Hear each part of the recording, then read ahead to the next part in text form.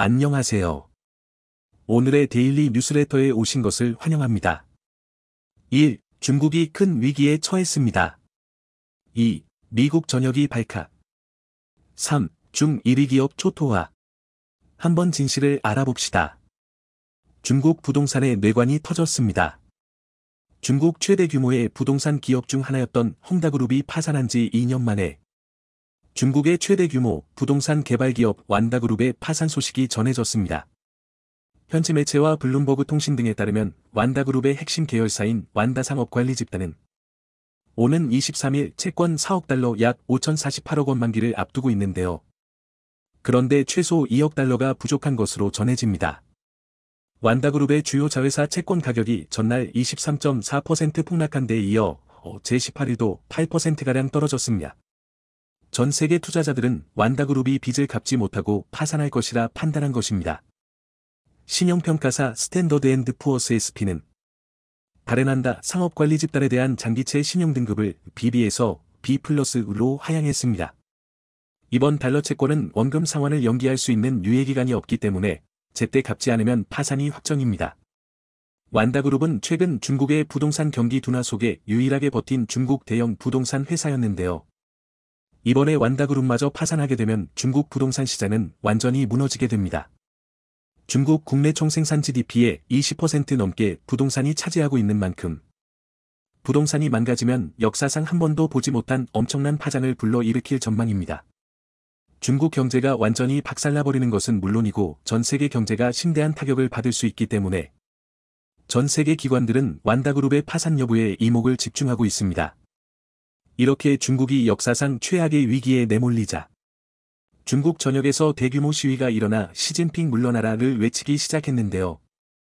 시진핑은 14억 중국인들의 시선을 돌리기 위해 한국을 희생양으로 선택했습니다.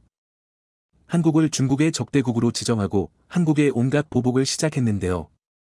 그동안 중국이 한국에 했던 보복들과는 차원이 다른 수준이었습니다.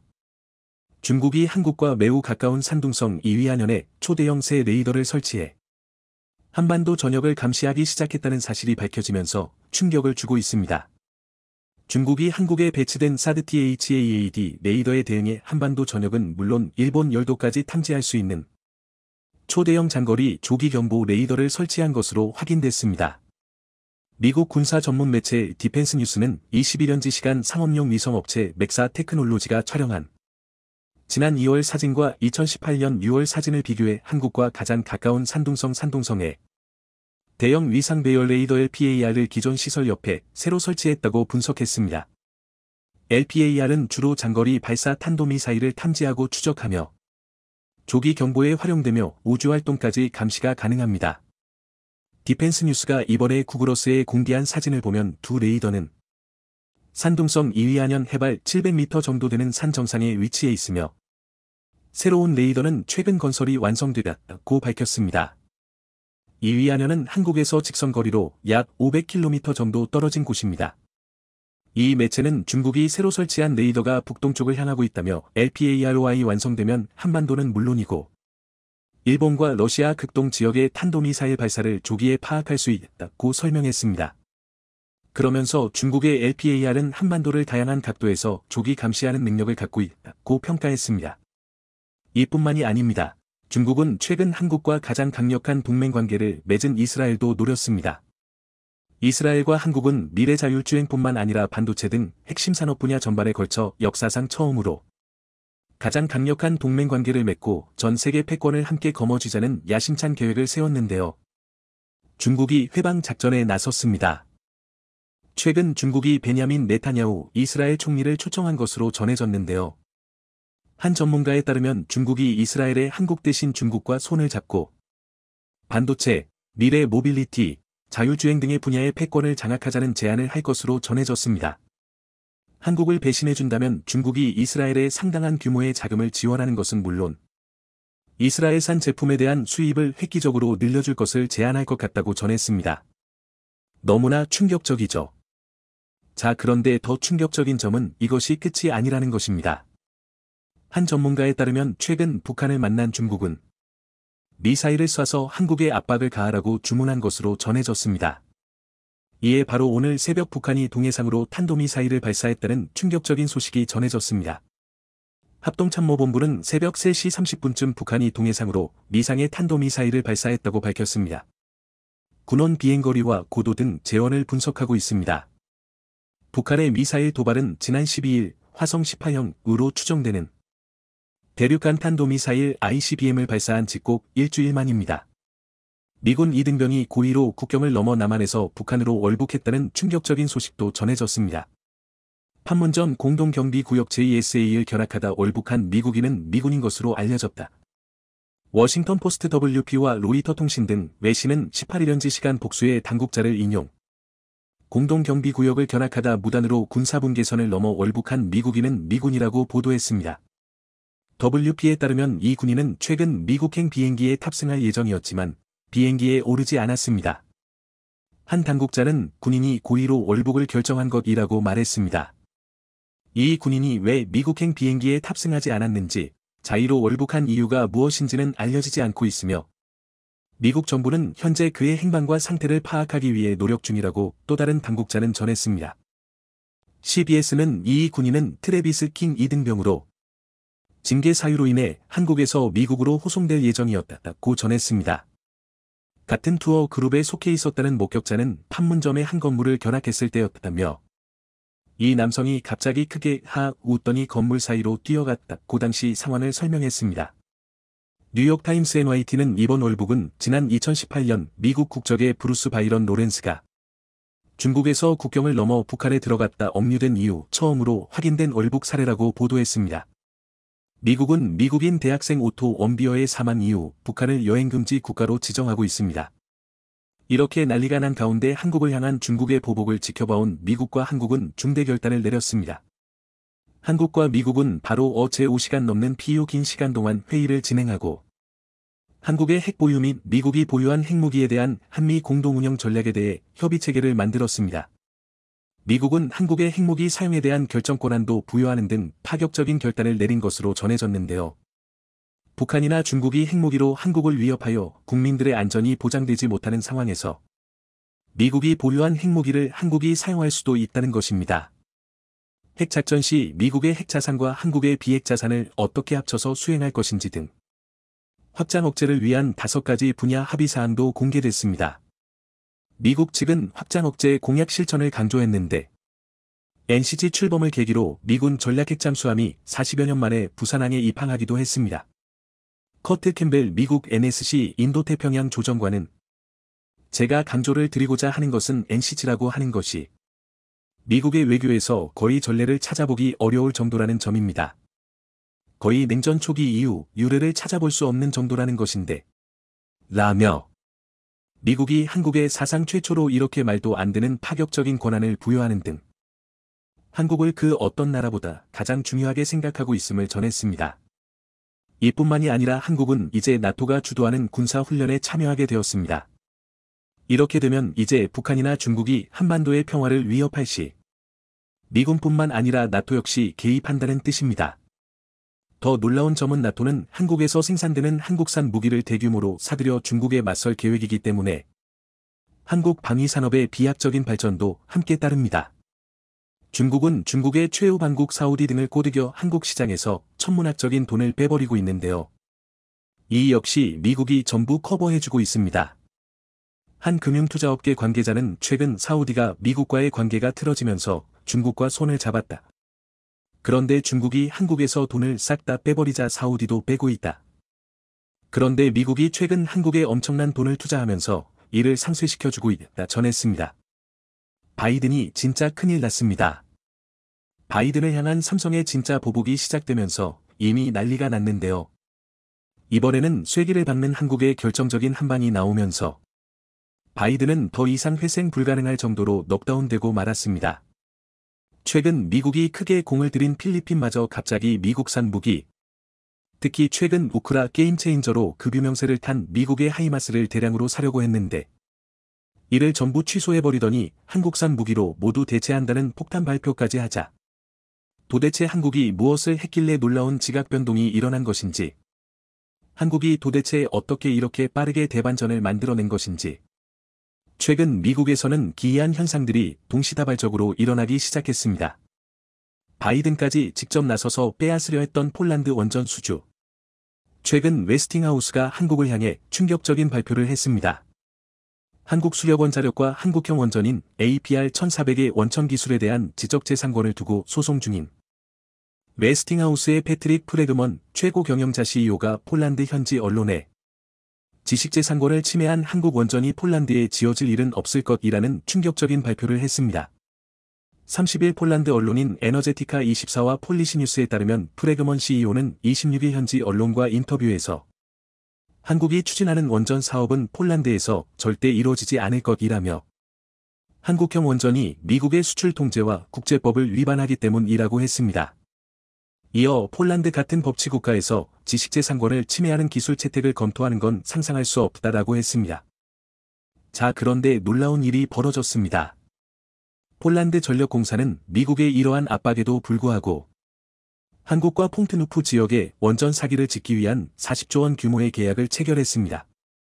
그러면서 오히려 한국의 높은 지분 투자를 참여해달라고까지 요청했는데요.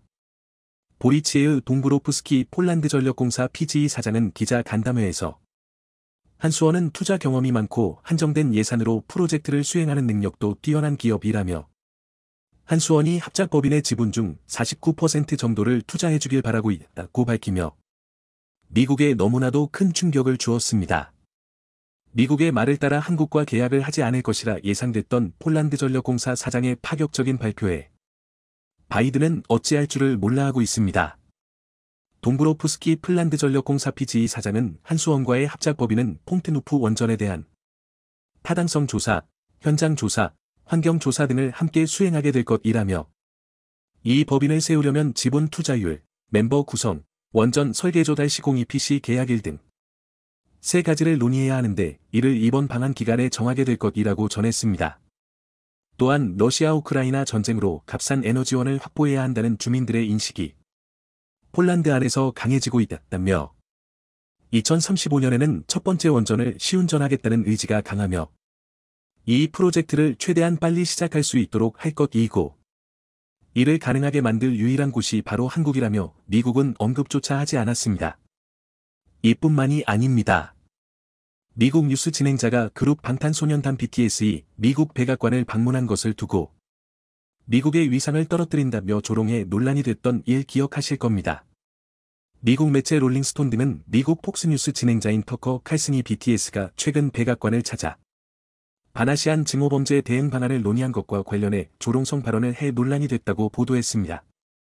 터커 칼슨은 이날 진행한 폭스뉴스 투나잇쇼에서 조 바이든 미국 대통령의 상황이 안팎으로 매우 나빠졌다. 그들은 무얼 하고 있나라며 오늘 백악관에 한국 팝 그룹을 초대했다라며 칼슨은 RME 백악관 브리핑룸에서 오늘 반아시아 혐오 범죄, 아시아인의 포용, 다양성의 중요한 문제를 논의하게 되어 매우 영광이라고 말한 것을 두고 그래서 우리는 미국의 반아시아 혐오 범죄에 대해 토론할 한국 팝 그룹을 모셨네. 잘했어 이들아라고 조롱했습니다. 이어 BTS 초청을 두고 미국의 위상을 떨어뜨릴 것이고 실제로 그렇게 되고 있다라는 충격적인 발언을 했습니다. 칼슨은 이후 트위터를 통해 해당 방송 영상을 공유하며 백악관의 상황이 너무 나빠서 언론조차도 더 이상 이를 무시할 수 없다라고 말하기도 했습니다. BTS들 이렇게 조롱한 미국 폭스뉴스 아나운서의 운명은 어떻게 됐을까요? 네, 여러분의 예상이 맞았습니다. 이 아나운서 때문에 폭스뉴스는 1조 원이라는 천문학적인 금액의 벌금을 맞게 됐고 결국 이 아나운서는 폭스뉴스에서 퇴출됐습니다.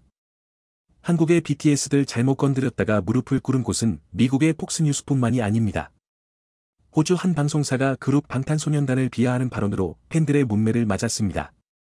지난 19일 현지 시간 방송된 호주 채널 9 프로그램 2021-22는 세계적인 인기인 방탄소년단을 다루면서 인종차별적인 뉘앙스를 풍기며 조롱했습니다. 여자 진행자가 당신이 들어보지 못한 위대한 밴드를 소개한다며 방탄소년단을 한국의 원디렉션으로 언급하자 남자 진행자는 들어본 적 없다라고 말했습니다. 또 이날 방송에서는 현지 코미디언 등 다수 출연진이 나와 비꼬는 말투로 방탄소년단을 언급했습니다. 이 그룹의 인기를 남북 문제에 빗대며 김정은 북한 국무위원장이 남자 아이돌을 좋아하면 한국 전쟁 문제가 없어질 수 있겠다. 한국의 뭔가가 미국에서 터졌다는 얘기를 듣고 걱정했다. 더 나쁜核폭탄, 미사일보다 그렇게 좋지 않았다라고 빈정댔습니다. 방탄소년단이 빌보드 200분 1위에 오른 것을 두고는 한국인 중 최초로 미국에서 1위를 한 그룹이라면서도 인상적인 것은 그중 멤버 한 명만이 영어를 할 수 있다는 것이라고 했습니다. 이어 춤도 굉장하다. 노래는 패스할 수 있다며 한 멤버가 노래하다 실수하는 영상을 보여줬습니다. 아울러 방탄소년단의 유엔 연설과 관련해서도 그 내용이 아마 헤어스프레이에 대한 것이었을 걸이라고 비아냥댔습니다. 심지어 한 출연자는 방탄소년단 팬들은 하드코어라면서 한 번은 이 멤버 중 게이가 있냐고 물어봤는데 나를 엄청 공격했다. 그냥 수학일 뿐인데 라고 발언했습니다. 그러자 결국 방탄소년단의 팬클럽, 아미가 대대적인 집단 행동에 나섰고 결국 문제의 호주 프로그램 채널 구은 영어와 한글로 사과의 글을 올렸습니다. 무례나 불쾌하게 생각하셨다면 진심으로 사과드립니다 라고 말이죠. 자, 그런데 이건 아무것도 아니었습니다. 바이든은 한국산 무기를 꾸준히 대규모로 사던 필리핀에 한국산 무기 대신 미국산 무기를 사라고 한 사실이 드러나 큰 충격을 주고 있습니다. 그러면서 미국산 고속기동 포병 다연장 로켓 시스템 하이마스가 우크라이나 전쟁에서 전쟁을 뒤집은 게임 체인저라며 필리핀도 한국산 무기 대신 미국산 무기를 사라고 압박한 것으로 전해졌습니다. 그러면서 직접 보여주겠다며 최근 미군과 필리핀군이 함께 실시한 연합훈련에서 6발의 하이마스 실탄 사격을 실시했으나 단 한 발도 목표물을 명중시키지 못한 것으로 확인되며 대망신을 당했습니다. 31년지 시간 군사 전문 매체인 디펜스원에 따르면 미군과 필리핀군은 연례연합군사훈련 발리카탄의 일환으로 지난 22에서 23일 필리핀 바스코섬 인근의 바시해협에서 실탄 사격을 포함한 훈련을 실시했습니다. 이번 훈련 기간 바스코섬에는 미군이 우크라이나의 지원에 높은 평가를 받은 무기인 제블린, 대전차 미사일과 스팅어지대 공미사일, 하이마스 등도 배치됐습니다. 발리카탄 훈련은 지난 2016년 필리핀에서 로드리고 두테르테 전 대통령이 취임한 이후 친중 행보를 보이면서 해마다 규모가 축소돼 실시됐으나 작년 6월 페르디난드 마르코스 대통령이 취임한 이후 미국과의 동맹을 강화하면서 훈련이 다시 확대됐습니다. 특히 올해는 중국 해군의 공격에 대비하는 차원에서 중국 군함을 가정한 선박을 목표물로 삼아 실사격 훈련도 실시했는데요. 미군은 목표물인 선박에서 12마일 약 20km 떨어진 바스코섬에서 모두 6발의 하이마스 로켓을 발사했으나 6발 모두 목표물을 빗나갔다고 디펜스원은 전했습니다. 자, 그런데 같은 기간 필리핀과 폴란드, 사우디, 이집트, 스웨덴, 아랍에미리트 등 7개국 군방산업계 관계자 50여 명의 참관 아래 한국이 개발한 천무의 성공적인 발사가 공개되며 한국과 미국산 무기를 비교하는 전세계 언론들의 보도가 쏟아져 나오고 있습니다. 미국이 그토록 자랑하던 하이마스는 고작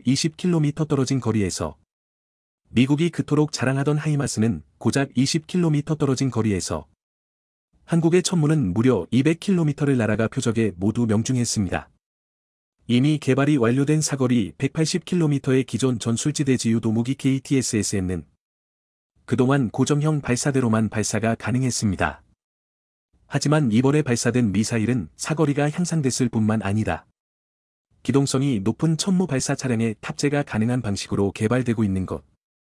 최대 사거리 80km인 230에서 239mm 로켓탄 둥을 운용하는 천무는 북한 장사정포 사정권 밖에서 도발 원점을 정밀 타격할 수 있습니다. 이에 필리핀 현지 전문가들은 필리핀 정부가 미국과의 하이마스 계약을 모두 취소해버리고 한국으로부터 천무를 대규모 수입할 것이라 전망했는데요. 이러한 파격적인 결단을 내린 곳은 필리핀뿐만이 아니었습니다. 폴란드가 대규모 원전 수주를 미국의 뒤통수를 치고 한국에 몰아준 데 이어 무기도 미국 대신 한국을 택했습니다. 마리우시 부아슈차크 폴란드 부총리 겸 국방부 장관은 27일 현지 매체 폴스카 타임즈와의 인터뷰에서 K239 천무 다연장 로켓의 잠재적 도입 및 공동 개발에 관해 한국 파트너와 논의하고 있다며 미국의 하이마스 대신 한국의 천무를 선택했다는 파격적인 발표를 했습니다. 인도 정부가 중국 기업을 완전히 퇴출시키고 삼성을 선택하려는 행보를 보이자 한국에게 크게 밀릴 것을 우려한 시진핑 정권이 뒤집어지고 있어 화제입니다. 그간 인도 시장에서 삼성을 밀어내고 1위를 차지했던 샤오미가 대타격을 받고 있으며 중국 업체 500여 곳이 비슷한 일을 당할까 두려움에 떨고 있는 상황입니다. 중국과 인도는 각각 인구 14억 명 정도의 세계 1, 2위 국가입니다. 양국의 GDP는 1980년대만 해도 비슷한 수준이었지만 이후 5배 차이로 벌어진 바 있습니다. 이에 인도는 2014년 중국을 따라잡기 위해 5년간 4천억 루피 524조 원을 투자해 스마트폰 등 전자산업을 육성한다는 계획을 세우기도 했습니다.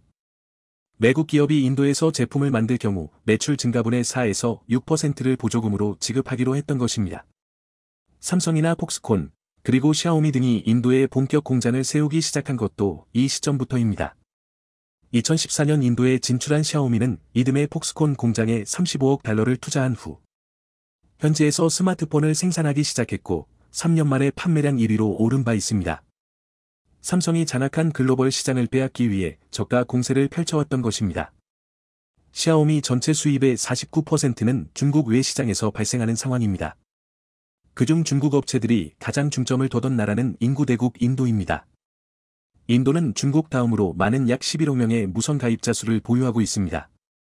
월 평균 150억 기가바이트의 데이터 트래픽을 처리하는 초대형 시장이며 작년 한 해 전 세계 스마트폰 시장이 정체됐지만 인도 시장은 무려 18%나 성장한 바 있습니다.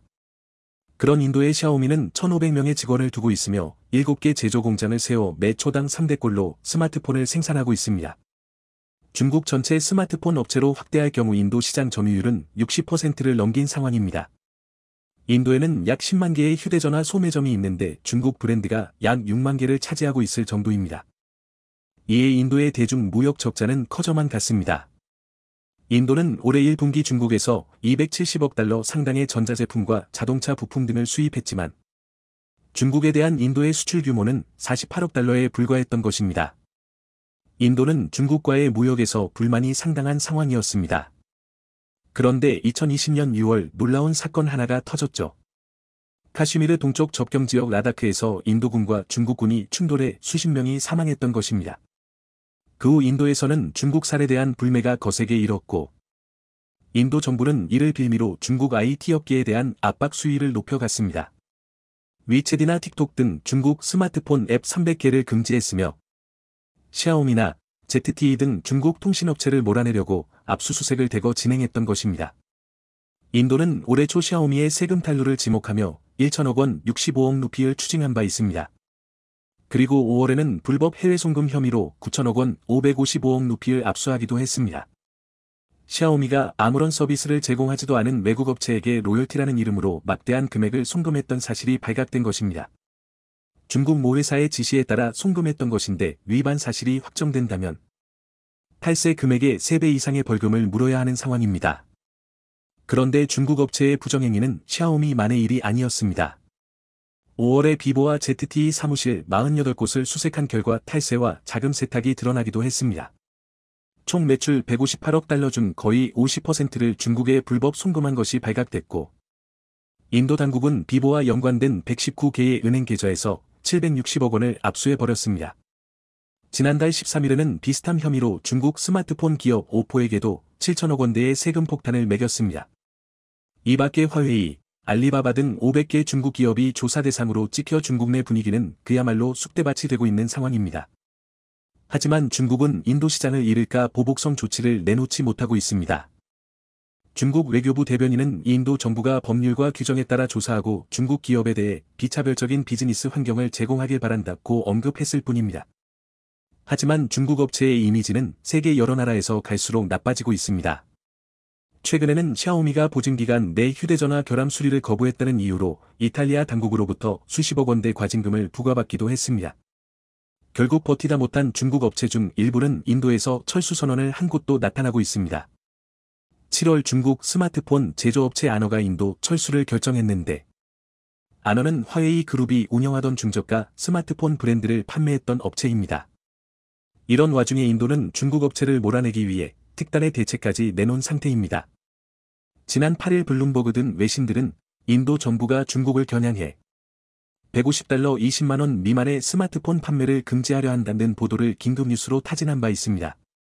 이 정책이 시행되면 샤오미, 리얼미, 오포 등 중국 업체들이 대타격을 입는 것입니다. 인도 전체 스마트폰 시장에서 저가형이 차지하는 비중은 33%로 이 중 중국산이 80%를 장악하고 있었기 때문입니다. 최근에도 샤오미는 18만원대 폰을 출시하며 인도 시장을 노리려 했습니다. 하지만 인도의 조치로 샤오미의 전체 스마트폰 출하량은 연간 14% 정도 감소가 전망되고 있습니다. 해당 소식은 신화파이낸스 등 중국 언론을 통해서도 대서특필되며 큰 충격을 나타내고 있습니다.